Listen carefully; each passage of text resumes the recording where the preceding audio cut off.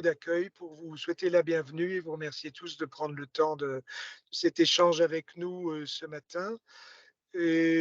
Bon, cet échange s'inscrit dans les missions de la DIRA, qui est de vous accompagner dans vos projets pour les faciliter, pour les accélérer, et puis aussi pour vous orienter vers les dispositifs intéressants dans le cadre de vos projets de développement. Et il nous a semblé effectivement que le dispositif qui est mis en place par le Conseil régional du Grand Est, dit les parcours de transformation, peut être particulièrement intéressant pour vous, chef d'entreprise. Donc, pour échanger là-dessus ce matin, notre collègue Damien Noaco de la DIRA, qui a pu accompagner un certain nombre d'entreprises déjà qui se sont lancées dans un parcours. Et évidemment, un chef d'entreprise incontournable, c'est Monsieur Pierre Bartel qui a bien voulu apporter son témoignage ce matin. Et puis évidemment, le maître de l'art, notre ami Philippe Neuil de la région. C'est Philippe, en effet, qui sera votre guide si vous décidez de vous engager dans les parcours de transformation. Merci à tous. Je vous propose, sans plus attendre, de passer la parole à Damien et, pour un mot d'introduction, mais plus technique cette fois-ci. Merci Vincent, bonjour à toutes et à tous.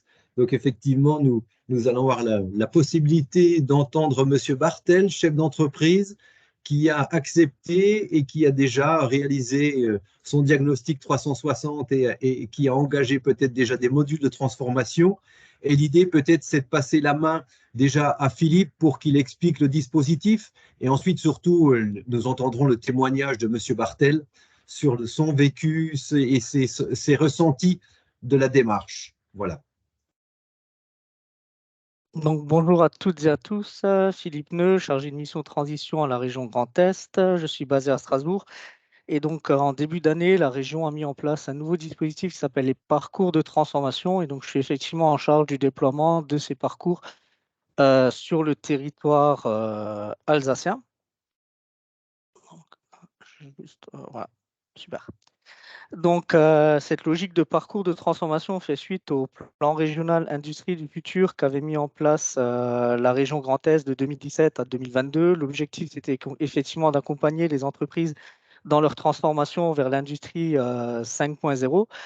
Dans le cadre de ce dispositif-là, on a accompagné 798 entreprises au niveau de la région Grand Est et on a accompagné environ 300 entreprises, 300, quasiment 300 entreprises sur le territoire alsacien. Donc l'idée maintenant, c'est effectivement de continuer cet accompagnement sur l'ensemble pour l'ensemble des acteurs économiques, pardon. C'est un dispositif qui sera vraiment adapté à vos besoins, avec un suivi qui sera continu. Et l'idée, c'est toujours de faciliter votre transformation autour des moteurs du changement. Donc, parcours de transformation, donc, on a 4 étapes dans ce parcours de transformation. On a une première phase qui est la sensibilisation. Donc, c'est ce qu'on est en train de faire. C'est lorsque, effectivement, vous rencontrez, vous échangez soit avec les services de la région, soit avec mes collègues qui sont en maison de région ou les agences de développement économique du territoire. Ensuite, on a une deuxième phase qui est le diagnostic 360, où là, effectivement, donc, il y a ce diagnostic qui est réalisé par des consultants externes qui sont sélectionnés sur appel d'offres par la région Grand Est. Et donc, l'idée, c'est effectivement de faire un état des lieux de votre entreprise, d'analyser vos forces et faiblesses, d'identifier les différents axes de progrès et de vous accompagner ensuite pour l'étude et la réalisation de vos projets. La troisième étape du parcours, c'est ce qu'on appelle les modules transformants. Donc, si effectivement, sur un ou plusieurs axes d'amélioration qui ont été identifiés, vous avez besoin d'une aide externe pour vous accompagner sous forme d'études, d'ingénierie. Donc, la région, effectivement, via les modules, on peut vous accompagner pour analyser plus en profondeur certaines thématiques ou certains sujets. Et ensuite, la dernière phase des modules, c'est la mise en œuvre avec l'investissement, l'intégration de la solution technique pour vous, la conduite de projets d'innovation éventuellement. Et pour la région, c'est de l'accompagnement, notamment sous forme de subvention. Pour tout ce qui est module transformant et mise en œuvre, en fait, effectivement, on a Grand Innov qui pilote des communautés d'offreurs de solutions et des offreurs de solutions techniques et d'accompagnement. on les retrouve au sein des JET, donc les grands tests transformation, donc numérique, industrie et environnement. Donc l'idée des JET, c'est quoi? C'est effectivement, on a à la fois des offreurs de solutions d'accompagnement qui pourront vous accompagner sur toutes les phases d'études, et on a des offreurs de solutions techniques qui, eux, vous accompagneront sur la mise en œuvre, effectivement, plus sur l'intégration technique ou organisationnelle des solutions au sein de votre entreprise. Et on a un dernier JET qui, lui, est animé par BioValley, qui s'occupe plus précisément de toutes les entreprises qui sont liées à la santé. Donc voilà. Ce qui est très important aussi, c'est qu'on est relativement souple et flexible sur ce dispositif, c'est-à-dire vous pouvez intégrer le parcours de transformation à différentes étapes, c'est-à-dire vous pouvez faire un diagnostic, puis un module, puis la mise en œuvre. Vous pouvez faire le diagnostic et une mise en œuvre ou uniquement faire un module et ensuite la mise en œuvre. Donc, les avantages du parcours, c'est qu'effectivement, maintenant, vous avez un interlocuteur unique avec un référent de proximité qui vous conseille à chaque étape. Donc, votre référent de proximité, c'est soit votre interlocuteur en maison de région, donc sur Saverne-Agno pour le Nord Alsace, sur Strasbourg, donc pour l'Eurométropole, sur Célestat pour le centre Alsace et sur Mulhouse plutôt pour le sud Alsace, ou ben, c'est vos contacts au sein de l'ADIRA sur vos territoires respectifs. Vous serez forcément mis en œuvre avec des offreurs de solutions qui soient d'accompagnement ou par la suite technologiques qui sont issus du Grand Est, qui ont été labellisés par la région Grand Est. Et bien sûr, il y a la possibilité de bénéficier des aides financières à chaque étape du parcours, que ce soit sur les phases d'études ou sur les phases d'investissement. Donc, le diagnostic 360, donc, comme je vous l'ai dit, durée 2 jours en entreprise, prise en charge à 100% par la région Grand Est. On a ce qu'on appelle, nous, côté région, les 3 axes qui sont moteurs du changement. Donc, ces 3 axes moteurs du changement touchent tout ce qui concerne l'industrie 5.0, donc performance d'outils de production, la gestion des fournisseurs, l'excellence opérationnelle, les technologies de production. On a un deuxième volet qui est lié au numérique, donc tout ce qui va être cybersécurité, numérisation de l'entreprise, les data, le numérique éthique et responsable. Et le dernier axe moteur du changement, c'est tout ce qui est lié à l'environnement, donc gestion des déchets, des ressources, économie d'énergie, biodiversité.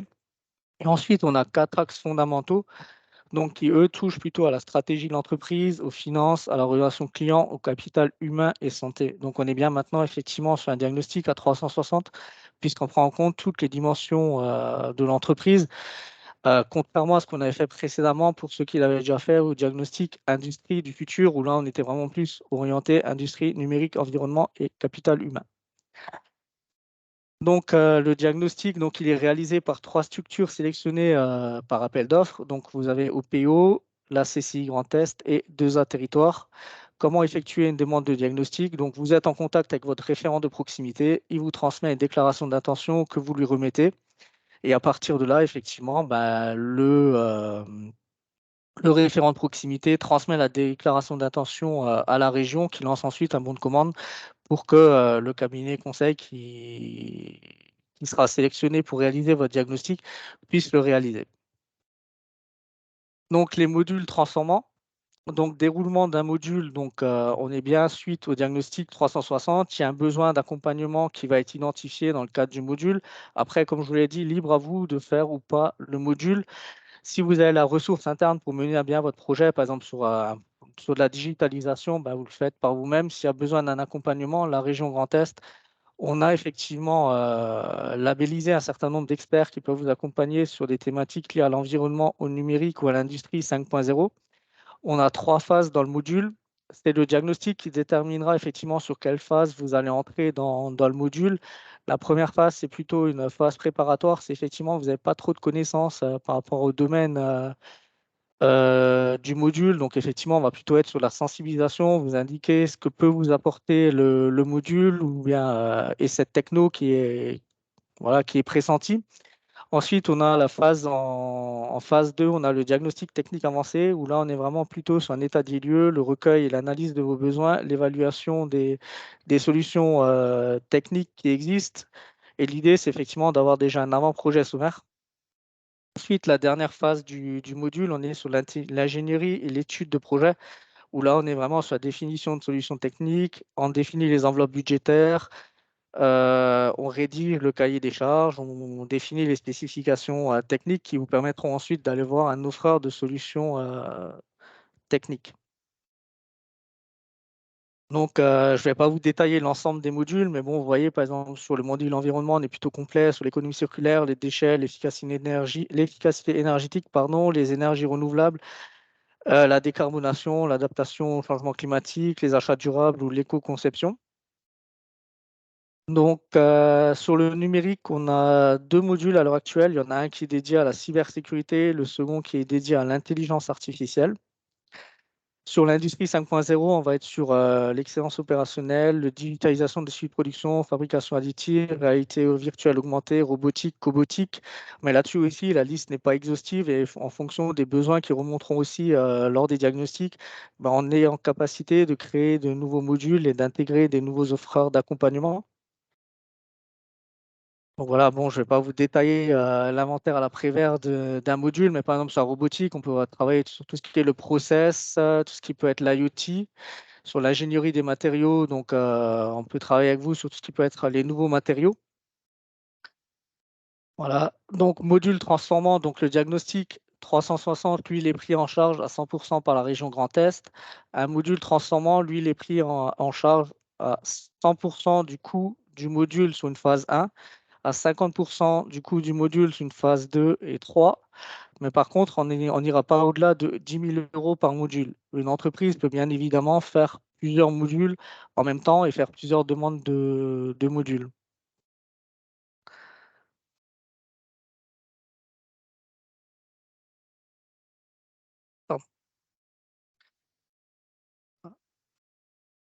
Donc ensuite, donc, comment effectuer une demande de module? Donc là-dessus aussi, c'est la région, via votre référent de proximité, qui vous transmettra la liste des offreurs référencés.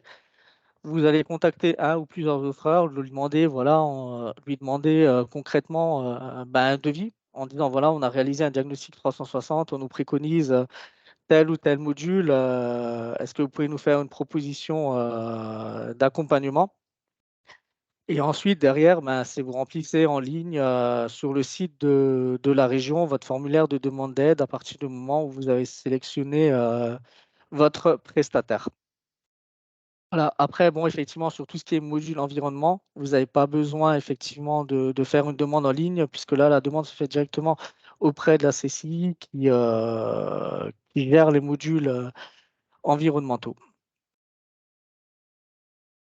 Ensuite, phase 3 du diagnostic 360, donc la mise en œuvre. Donc là, effectivement, l'entreprise a fait son diagnostic, elle est passée ou non oui ou non par un module de la région Grand Est. Elle a son cahier des charges, elle a identifié ses solutions techniques, elle a étudié le financement de son projet. Et donc là-dessus, effectivement, votre référent de proximité va vous mettre en relation avec Grand Innov si besoin, pour identifier avec vous l'offreur de solutions technologiques qui est à même de mettre en place cette solution au sein de votre entreprise. Voilà, s'il y a besoin, Grand Innov vous accompagnera. Si vous avez peut-être déjà vous identifié votre intégrateur de solutions, il n'y aura pas besoin effectivement de passer par cette étape-là. En tout état de cause, une fois que effectivement vous avez votre offreur de solution, derrière, vous pouvez faire une demande de subvention au niveau de la région Grand Est pour effectivement mettre en œuvre cette solution technique ou opérationnelle. Donc la mise en œuvre, comme je vous l'ai indiqué, donc effectivement, c'est toujours votre référent de proximité qui est à vos côtés, qui vous conseille, qui vous indique quels sont les dispositifs les mieux adaptés par rapport à votre projet, puisqu'effectivement, il y a des aides qui peuvent effectivement venir via la région Grand Est, mais on peut aussi mobiliser des aides auprès des partenaires de la région, auprès de l'État, auprès de l'ADEME, auprès de la BPI, auprès de l'Agence de l'eau. Et là-dessus, c'est vraiment aussi votre référent de proximité qui est en maîtrise des dispositifs et qui vous dira, ben voilà, vous avez tel projet, vous allez mettre en œuvre telle solution au sein de votre entreprise, ben voilà, on va plutôt s'adresser à la région, on va plutôt s'adresser à l'État, on va plutôt s'adresser à l'Agence de l'eau pour obtenir tout ou partie le financement de votre projet. Donc voilà globalement ce qu'est le parcours de transformation. Donc c'est effectivement maintenant un accompagnement à 360 dans la durée, sur mesure, avec effectivement le référent de proximité qui vous suit du début à la fin. Comme je vous l'ai dit, vous pouvez intégrer ce parcours à différents stades. Voilà, diagnostic, module, mise en œuvre, accompagnement financier. Voilà. Je ne sais pas si vous avez peut-être des questions à ce stade. Sinon, on peut laisser témoigner M. Bartel et garder les questions pour la fin. Oui, Comme tu pas de veux. souci. Pas de souci. Donc, Monsieur Bartel, qui a bénéficié du diagnostic 360 en début d'année, hein. Vous étiez l'une des premières entreprises de la région Grand Est à avoir bénéficié de ce dispositif. Et donc, déjà, je vous remercie de participer à ce webinaire et de nous partager un petit peu votre expérience. Merci beaucoup pour votre introduction et votre accueil. Je vais revenir très rapidement sur la taille de notre entreprise, que vous puissiez situer qui nous sommes. Nous sommes une PME de 23 personnes à Wissembourg, dans le nord de l'Alsace. PME familiale que je dirige depuis 20 ans dans le secteur de la structure métallique, avec un bureau d'études intégré, avec des équipes de fabrication en atelier, un atelier de fabrication, des équipes qui interviennent sur les chantiers, des moyens de levage, de manutention, un spectre assez large d'activités. Tout ça parce qu'on vient plutôt de l'activité industrielle dans les années 80 avec des travaux métalliques sur les sites industriels du nord de l'Alsace et un développement dans les années 90 vers les marchés publics avec toute la composante dossier de candidature à remettre, les éléments administratifs, les capacités techniques qui sont des qualifications de soudage, etc., qu'on a mis en place progressivement. Donc, j'ai dit un spectre assez large et une direction qui est faite assez centralisée, de fait, par l'histoire de l'entreprise et par la maîtrise technique qu'il faut avoir dans tous les domaines, le relationnel client, etc. Donc, on peut passer à la suite de la présentation où je vais vous exposer comment ça s'est déroulé en fait. Donc, le contact régulier, annuel au moins avec le référent de proximité de l'ADIRA, en l'occurrence, c'était Alexandre Michels qui venait nous voir régulièrement et qui m'a fait part de cette possibilité de réaliser ce diagnostic. Historiquement, on a déjà fait des diagnostics, des audits. C'était un audit, par exemple, de la CCI qui avait plus une visée commerciale, relationnelle client, qui identifiait certains points forts et certaines choses à améliorer. C'est la première fois qu'on nous propose un audit à 360 degrés. Par la force des choses, dans le quotidien, on n'est pas toujours assez ouvert pour se dire, tiens, maintenant, il faudrait que je passe un audit pour connaître, savoir où je suis. On est en règle générale, en tant que chef d'entreprise aussi, assez convaincu qu'on a réponse à tout, qu'on sait tout sur tout et qu'on connaît bien notre entreprise. Donc, un poil de scepticisme quand on me propose un audit, toujours au départ, en me disant, voilà, on va regarder dans mes affaires, voir comment je dirige, éventuellement me critiquer. Mais une très bonne présentation de l'ADIRA, comme vous l'avez fait aussi, Monsieur Neu, sur le spectre large, l'ouverture, le côté modulaire et le côté très souple du dispositif. Donc, suite à ce rendez-vous avec le référent de proximité, on est passé à une proposition de la région Grand Est de réaliser ce diagnostic qui a pris la forme d'un questionnaire à remplir avec très rapidement une validation recueil des données, un questionnaire très simple, hein, je n'étais pas du tout rebuté pour le remplir, ça ne demande pas des informations très, très compliquées, simplement quelques points de stratégie, quelques points actuels sur l'état de l'entreprise et qu'est-ce qu'on veut en faire de ce dispositif. Ensuite, le contact a été établi avec le cabinet de conseil. Comme vous l'avez présenté et indiqué, vous nous avez proposé le consultant avec qui on a pris contact. Et on a très rapidement, vous voyez les dates qui défilent, pris contact avec lui pour réaliser l'audit début juillet. Donc, ça n'a pas traîné en route. Je trouve que c'était très efficace.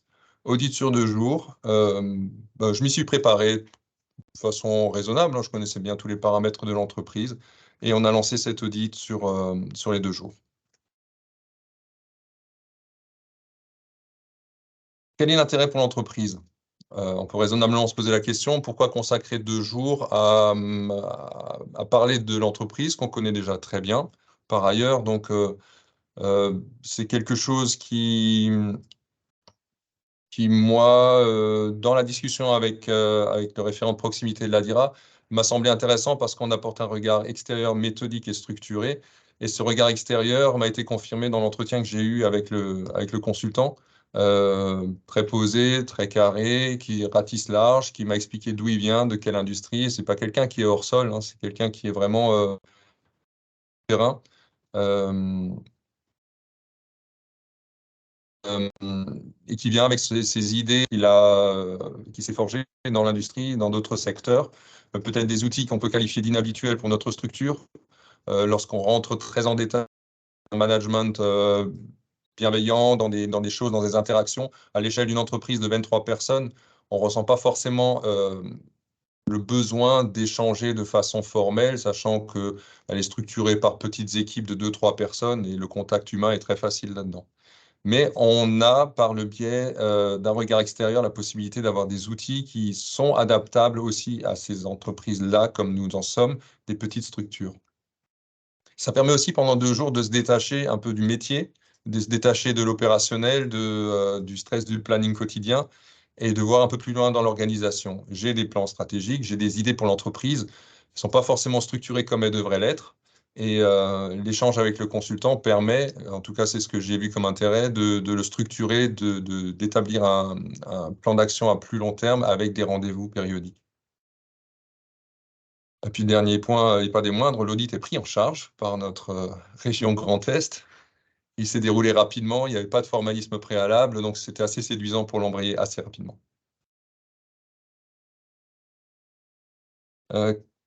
Qu'est-ce qu'on a comme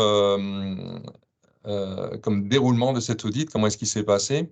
Déjà, il s'est passé sur 2 jours, comme présenté dans l'entretien, dans l'introduction. Et ce qui était assez surprenant, je m'attendais à 2 jours avec de réunion avec l'auditeur, à lui expliquer du début à la fin comment se présente l'entreprise, d'où on vient, où on va, ce que je sais faire très bien, comme certainement la plupart d'entre vous, en chef d'entreprise, connaissant leur domaine de compétences, leur clientèle, le personnel, les perspectives d'évolution du personnel, etc. Je n'ai été au final en réunion avec lui qu'une demi-journée. Le reste du temps, il m'a simplement demandé de lui présenter les personnes clés de l'entreprise, qu'elles figurent sur un organigramme ou pas d'ailleurs, ce n'était pas tellement la question. Elle m'a demandé les interlocuteurs que j'ai le plus fréquemment dans l'entreprise pour avoir leur retour, leur point de vue sur l'entreprise. Un tout petit peu surprenant au départ, certainement très inhabituel dans la structure d'entreprise que nous sommes, mais nous avons pu comme ça avoir un éclairage très complet. Au bout des 2 jours, j'ai eu une première restitution à chaud, c'est-à-dire que la synthèse a été faite sans détailler qui a fait quel commentaire sur quoi, mais on a eu un panel très complet des points de vue de tout le monde dans l'entreprise. S'en est suivi un rapport très rapide aussi, sous quelques jours peut-être même, ou une semaine. Un premier rapport et une restitution à froid qui a permis d'échanger avec Monsieur Neu, avec le consultant et le référent de la DIRA, sur la conclusion, ce qui en est sorti et les perspectives qu'on a pour organiser la mise en œuvre de cet audit par la suite, les conclusions. Quels ont été quel a été le résultat ou même les résultats en fait de cet audit? Il est ressorti de l'audit qu'on a des points de vue différents en tant que chef d'entreprise et collaborateur dans l'entreprise, mais qu'au final, il y a beaucoup d'objectifs qui sont partagés, des constats qui sont partagés, des perspectives qui sont attendues, qui sont très similaires. Et ça nous a permis de comparer aussi l'entreprise sous forme de diagramme en toile d'araignée avec les standards, les bonnes pratiques dans les secteurs industriels qui peuvent être comparables. Ça permet de se situer, de voir quels sont les points forts et quels sont les points à améliorer de façon très pragmatique et sans aucun jugement. Et ça nous a permis de suite de définir avec le consultant, ça m'a permis de définir avec le consultant un plan d'action en 2 temps. On a identifié, suite à l'audit, des actions immédiates qui sont, pour notre cas, je vais présenter, liées à la communication du planning, par exemple, avec des idées qu'on avait a priori sur la connaissance du planning par les collaborateurs, qui était ma perception, qui n'est pas tout à fait celle des équipes. Et on a pu discuter ensemble d'outils à mettre en place, comme vous le voyez là à l'écran à droite. Par exemple, l'affichage à l'atelier sur un grand écran de présentation d'un planning qui défile, avec un planning de fabrication, un planning de pause, des informations qui défilent en temps réel. Un planning qu'on a interfacé avec une saisie qui se fait au bureau. Donc, dès qu'on apporte une modification, parce que le client déciderait de décaler un chantier, les équipes à l'atelier voient l'ordre de priorité changer et à quel moment, par exemple, les structures métalliques en fabrique sont attendues sur le chantier. Et peuvent très, très naturellement, et sans que je donne de consignes particulières, affiner l'ordre de priorité de fabrication. Sur la gauche de l'écran, vous voyez une fiche d'accompagnement en fait, du dossier de fabrication, qui sont des fiches qu'on a revues et mises à jour suite à l'audit pour qu'elles soient plus lisibles, qu'elles comportent des informations plus complètes. Alors, c'est vraiment un moment dans lequel on a privilégié l'échange et qui a initié, qui a défait certains verrous. Simplement le fait de passer cet audit, l'ensemble des équipes, l'ensemble du personnel a ressenti un intérêt pour ce qu'ils font, un intérêt pour être écoutés par une tierce personne. Ils ont raconté leur version du film commun qu'on a dans l'entreprise et ça a permis de mettre à plat certaines choses qui étaient peut-être des choses non dites, pas forcément bloquantes, mais des petits freins au quotidien. Ce que j'en ai retenu, j'ai déjà un peu défloré le sujet, on a permis d'identifier des points positifs. C'est toujours rassurant d'avoir des points positifs dans l'entreprise. Donc, côté technique, ça nous a permis de bien valider les compétences individuelles, l'acuité des personnes aux différents postes par rapport au déroulé des projets dans l'entreprise, leur aisance à parler d'où viennent les informations qu'elles ont et comment elles les transmettent choses pour les passer à d'autres services dans l'entreprise. Et ça nous a aussi permis d'identifier des points d'amélioration, notamment le premier point, ce planning, et d'installer un climat de plus grande confiance avec l'ensemble du personnel parce qu'il y a cette capacité d'écoute qu'on a ouvert à travers ce diagnostic. Il y a vraiment chez nous un avant et un après ce diagnostic parce qu'il y a cette capacité d'écoute dans l'entreprise qui a été démontrée, qui a été illustrée très concrètement par le consultant qui a écouté les personnes, avec des spectres de réponses très très larges. Hein. Ça passe de on n'est pas assez payé à il faudrait des informations supplémentaires. Donc il a bien sûr fait le tri entre les remontées d'informations et au fil de la discussion, pendant ces 2 jours, ça a déjà permis de canaliser, d'avoir les bonnes idées qui émergent. Et le dernier point que j'ai retenu dans ce diagnostic, c'est la robustesse de l'entreprise, qui est une réalité actuelle que je ressens. On est stable, on a une stabilité financière, on a des compétences techniques qu'on sait mettre en œuvre, mais l'avantage de l'audit, c'est de se projeter sur les freins éventuels ou les difficultés qu'on pourrait rencontrer pour rendre certains services plus autonomes ou certaines décisions à l'échelon de l'opérateur ou de l'encadrant, du tuteur, du responsable, du coordinateur des moyens de production, par exemple, de leur donner plus d'autonomie pour qu'ils puissent gérer entre eux des aléas de planning, des pannes machines et des choses comme ça, que ce soit moins dirigé, que les informations n'aient pas toujours besoin impérativement de remonter jusque moi pour une prise de décision simple. Donc c'est ce que j'appellerais la robustesse de l'entreprise, c'est-à-dire qu'en l'absence d'une des composantes, d'une des personnes, on arrive quand même à avoir des circuits où on sait qui fait quoi et vers qui s'adresser. C'est des choses qui sont certainement très, très bien établies dans des grandes entreprises, avec des services, avec un nombre de personnes. Dans des entreprises de plus petite taille comme la nôtre, c'est moins évident parce qu'on a des très bons professionnels, autonomes à leur poste de travail. Le flux de l'information est toujours un peu plus difficile à formaliser. Pour la suite, qu'est-ce qu'on va faire? Ben voilà, l'audit a notamment identifié un module transformant qui est basé dans l'axe Industrie 5.0 sur l'excellence opérationnelle. C'est essentiellement lié à une fluidification du flux d'informations dans l'entreprise, avec des informations descendantes, des informations remontantes, une meilleure connaissance de l'organigramme pour que chaque personne dans l'entreprise sache vers qui se tourner s'ils ont des questions sur un détail de soudage à voir, un détail d'assemblage, un dépannage machine, une intervention sur chantier, des compétences croisées. Donc, c'est ce thème-là qu'on va travailler. Alors, il y a déjà des choses qui sont en place dans l'entreprise, mais certainement pas assez diffusées. Et dans cet esprit-là, on a engagé une formation au management, c'est-à-dire qu'on va prendre un groupe de travail de 7 personnes à peu près dans l'entreprise, qui se réunira une demi-journée toutes les 3 semaines avec un consultant qui va les assister pour travailler sur les thèmes de l'autonomie au poste de travail, la bonne compréhension des relations entre les personnes, travailler sur l'organigramme, la prise de responsabilité et l'amélioration continue.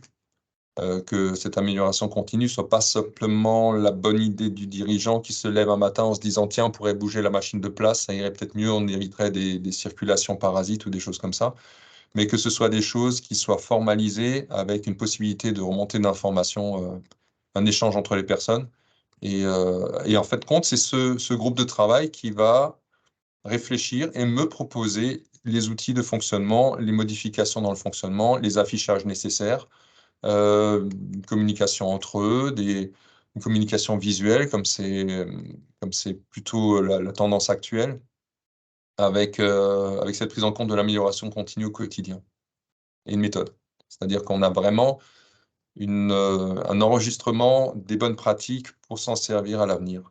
Historiquement, dans l'entreprise, à la taille d'entreprise qu'on est, c'est des bonnes pratiques qui sont restées essentiellement au stade de l'individu, de l'opérateur, c'est-à-dire lui a acquis par son savoir-faire, par son métier.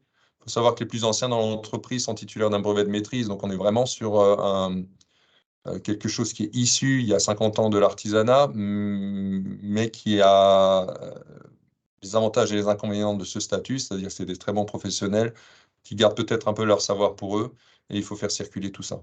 On a identifié un vrai potentiel conjointement entre la direction et l'ensemble du personnel pour avoir un gain direct pour eux qui est de l'autonomie au travail, meilleure compréhension aussi des échanges, meilleure entraide pour savoir qui est compétent pour quelle tâche, et d'installer des circuits d'information, comme on l'a dans des entreprises plus grandes, avec des rendez-vous périodiques. On va appeler chez nous des revues. Il y aura des revues de fin de fabrication, des revues entre l'atelier et le bureau d'études, qui devront à terme s'organiser spontanément sans que moi j'ai à les planifier, ou devront s'organiser sans le besoin. Ça, c'est mon cahier de charge pour la formation qui va être initiée. Alors, pour le préciser, c'est une formation, comme il dit, toutes les 3 semaines, une demi-journée. Elle va se dérouler sur 8 demi-journées. Ça va nous entraîner de début novembre à fin avril, avec des points d'étape, avec des échanges entre le groupe de travail et le reste des salariés, pour pas qu'ils se sentent exclus. Le nombre de 7 personnes a été proposé par le consultant pour que ce soit des réunions efficaces, qu'on puisse échanger. Pas forcément faire réunir à chaque fois l'ensemble du personnel, prendre des personnes clés qui ont des actions d'encadrement dans l'entreprise et leur apporter les outils pour que ça fluidifie l'information.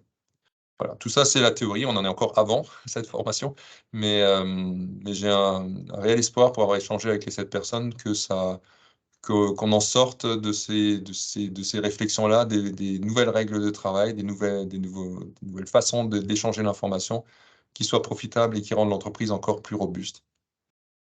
Voilà, donc un retour très positif. Après le petit a priori le consultant va mettre le nez dans notre entreprise via le diagnostic, mais ça s'est transformé en quelque chose de très ouvert, et je ne peux qu'encourager tout le monde à se lancer dans ce module. Parce que certes, ça ouvre des couvercles, ça soulève le tapis, peut-être qu'il y a un peu de poussière en dessous par endroit, mais c'est mieux de le savoir, et on peut identifier comme ça des terrains d'entente pour initier une amélioration continue. Nous, c'est vraiment ce qui nous manquait. Voilà, donc là, c'est lancé. Je vous incite vivement à lancer aussi chez vous. C'est gratuit et ça va très vite, et ça permet vraiment d'avoir un retour très positif et qui a été, de notre côté en tout cas, bien ressenti par l'ensemble des équipes. Je vous remercie pour votre attention. Si vous avez des questions, je me tiens à votre entière disposition.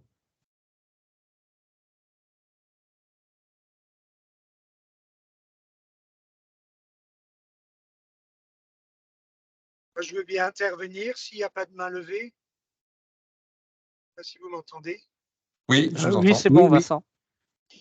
Oui, merci pour ce témoignage. Bon, pour pratiquer depuis longtemps les chefs d'entreprise du côté Adira, j'ai relevé que vous avez levé beaucoup des inquiétudes classiques du chef d'entreprise, puisque Bon, vous avez expliqué que la charge administrative n'était pas extrêmement élevée, que le chef d'entreprise n'est pas laissé tout seul dans son coin, puisque entre le référent ADIRA, la maison de région, Philippe Neuil, son équipe, éventuellement les consultants, il y a un peu une task force, une petite équipe qui est créée pour le projet. Vous avez dit plusieurs fois qu'on était dans des choses concrètes, hein, des gens d'industrie et pas dans des schnapsidés, quoi.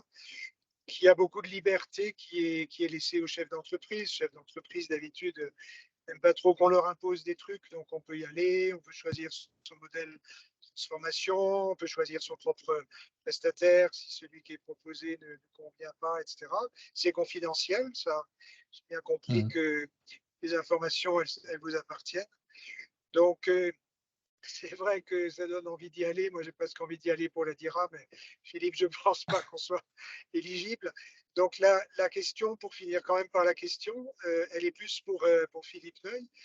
Le dispositif, est-ce que toi, tu conseilles à tout le monde de se précipiter pour y aller parce qu'il aura une durée limitée, ou est-ce que les entreprises qui ne seraient pas tout à fait mûres peuvent encore y aller l'année prochaine ou l'année d'après? Quel est un peu le planning, le timing de montée en puissance et la durée de vie basée sur ce que tu sais du dispositif? Alors, durée de vie, il n'y a pas de souci, hein, puisqu'en fait, la région Grand Est a voté récemment son SRD E2I, donc schéma régional de développement économique, d'internationalisation et d'innovation. Et l'un des axes forts du SR2I, c'est justement la transformation, la transition des entreprises avec les parcours de transformation. Donc, comme le plan Industrie du futur a fait partie du SR2I précédent, le parcours de transformation est partie intégrante justement de la nouvelle version du SRDE2I. Sur Industrie du futur, on est parti sur 5 ans. Là, on est parti sur au moins 3 ans. Voilà. Après, je pense qu'on ira bien plus loin, mais voilà, sur 3 ans, on est sûr d'y aller. Il n'y a pas de raison qu'on n'aille pas au-delà, puisque c'est la volonté de la région Grand Est d'accompagner les entreprises dans leur transformation, dans leur transition vers l'industrie 5.0, vers le numérique et le digital et vers tous les sujets liés à la transition énergétique et environnementale. Donc, Merci. effectivement, s'il y a des entreprises qui sont prêtes à y aller, ben, vous pouvez contacter vos référents de proximité, soit en maison de région, soit à la DIRA. Donc, les équipes sont à votre disposition pour vous donner plus d'informations, pour vous guider, pour vous orienter. Pour des entreprises voilà, qui ont un petit peu plus besoin de réfléchir avant de se lancer, il n'y a pas de souci. On sera encore là en 2024, on sera encore là en 2025.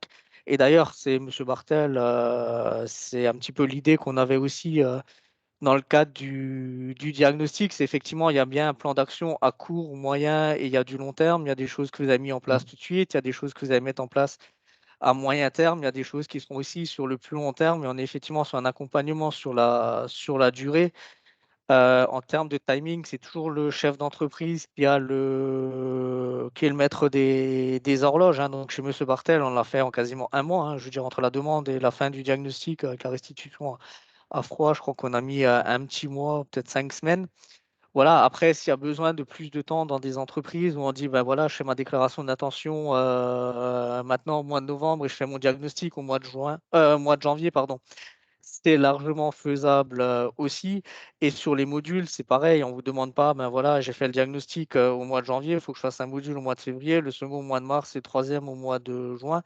C'est vous qui décidez à quel moment vous souhaitez faire le module. Et de toute façon, côté région, moi je vous ai dit, vous pouvez faire autant de modules que vous le souhaitez. Maintenant, côté région et côté référent de proximité, on sera quand même vigilant au nombre de modules que vous allez enclencher en même temps. Je veux dire, faire 4 modules en même temps, ça n'a pas de sens.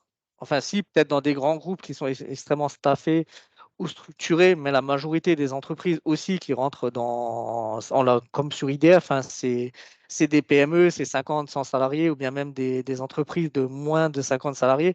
Je veux dire, Monsieur Bartel, si vous m'aviez dit je fais 4 modules maintenant, alors qu'on est 20 personnes, j'aurais dit oui, mais non. Donc voilà, donc l'idée, c'est effectivement aussi, et c'est ce à quoi sert aussi le diagnostic, c'est à prioriser un petit peu vos besoins, vos projets, les sujets qui sont mis sur la table. Effectivement, ben, le consultant et votre référent en proximité, là aussi, pour vous accompagner, pour vous guider en disant, ben voilà, ce sujet-là, il est prégnant à l'heure actuelle, on met l'ensemble des moyens sur ce sujet-là, et dans 4, 5 mois, ou peut-être même avant, on fera un autre sujet. Voilà. Mais donc, effectivement, voilà, on est là pour au moins 3 ans, quoi. Merci Une Philippe. Il y a question des sur le questions film, sur le chat. Philippe. Oui, vas-y. Oui, de Christophe Simler de Trumpf International, qui pose la question, si on a bénéficié du diagnostic Industrie du futur en 2019, est-ce qu'on peut rentrer dans le parcours? Est-ce que tu peux répondre, s'il te plaît, Philippe? Une entreprise qui a fait le diag en 2019, IDF peut refaire un diagnostic 360 si besoin.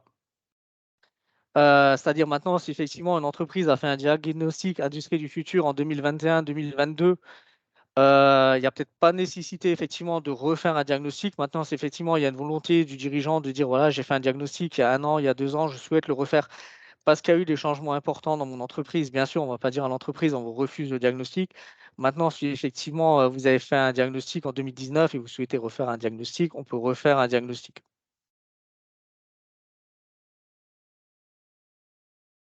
Oui, il y avait une question côté Adira. Combien d'entreprises en Alsace ont réalisé le diagnostic ou sont en cours de mémoire? On doit être à une 50aine d'entreprises sur le territoire alsacien qui ont, avec la phase d'expérimentation et maintenant la phase de déploiement, on n'est pas loin d'une 50aine qui sont en cours de réalisation ou qui ont été réalisées sur le territoire alsacien. Et au niveau de la région Grand Est, on a dépassé le cap des 100 entreprises qui ont réalisé le diag ou c'est en cours de diagnostic pas plus tard que hier. On a enregistré notre 102e diag. Mm. Donc effectivement, c'est une démarche qui commence à prendre, qui prend bien. Et c'est surtout grâce à l'appui voilà, des maisons de région ou des agences de développement économique, et notamment pour ma part sur le territoire alsacien de l'ADIRA.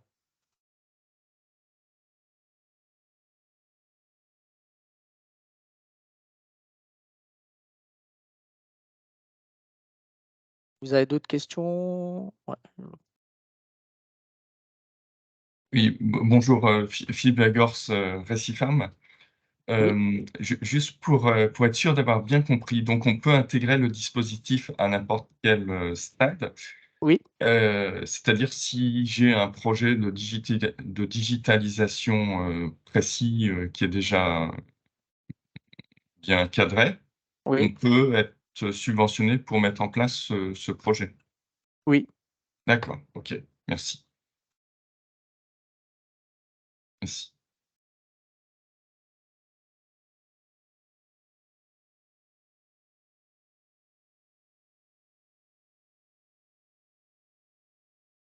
Bonjour, je me permets de prendre la parole, vous m'entendez?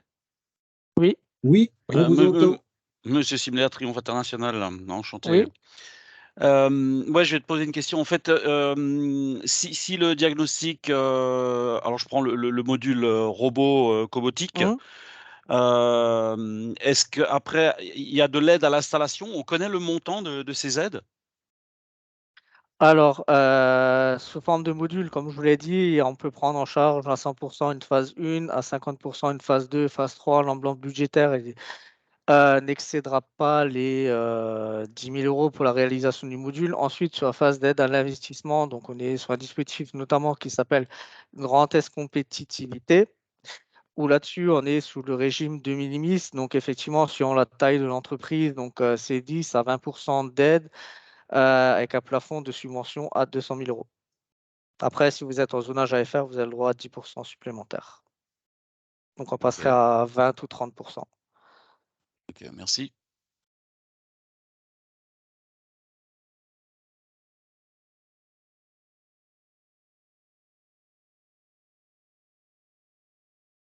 Encore une fois, par rapport à ce que disait la question de M. Simper, c'est des réflexions et des montages de dossiers sur lesquels l'ADIRA et bien sûr la maison de région peut vous accompagner. Tout à fait. Donc, effectivement, dès que vous avez effectivement votre projet, effectivement, votre référent de proximité, en lien avec la maison de région, si c'est l'ADIRA, ou directement la maison de région, si c'est votre référent, pourra vous dire, ben voilà, effectivement, par rapport à ce projet-là, vous pouvez bénéficier de tel ou tel dispositif d'accompagnement de la part de la région Grand Est avec tel taux d'intervention et tel plafond maximal de subvention.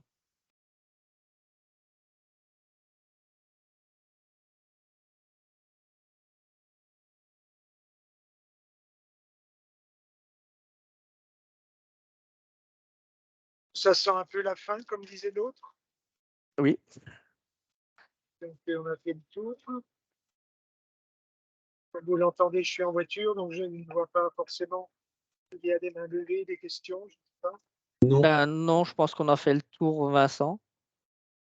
Et alors, merci à tous, merci aux intervenants, merci aux participants. Et Ben, bonne merci. journée à tous. Ben, merci à toutes et à tous. Merci à l'ADIRA pour l'organisation de ce webinaire. Merci, Monsieur Bartel, d'avoir apporté votre Merci à témoignage. vous. Et merci à l'ensemble des participants d'être venus nous écouter, prendre connaissance de ce dispositif. Et n'hésitez pas par la suite à solliciter vos référents de proximité, vos contacts en maison de région ou à l'ADIRA pour aller un petit peu plus loin dans la discussion, les échanges et puis pourquoi pas rentrer dans cette démarche de parcours de transformation. Bonne journée. Bonne Merci, journée, bonne journée. merci. Merci Philippe, Merci, bonne très bonne journée journée. à toutes et à tous. Merci Au revoir. beaucoup, au revoir. Au revoir. Au revoir.